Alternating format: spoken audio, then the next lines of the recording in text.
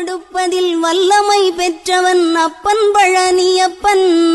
தினம் அச்சம் தவிர்ப்பவன் ஆறுதல் சொல்பவன் அப்பன் பழனியப்பன். கள்ளங்கவடம் இல்லாதவர் தம்மிடம் காவலில் நின்றிருப்பான். அங்கு கால்நடையாய் வரும் மானிட ஜாதியை கண்டு கழித்திருப்பான். துள்ளி வரும்படி வெளுக்கு மேலொரு ஜோதி பிளம்பும் உண்டோ, அந்த சுப்பையன் போல் ஒரு அற்புத தெய்வத்தை சொல்ல மொழியும் உண்டோ.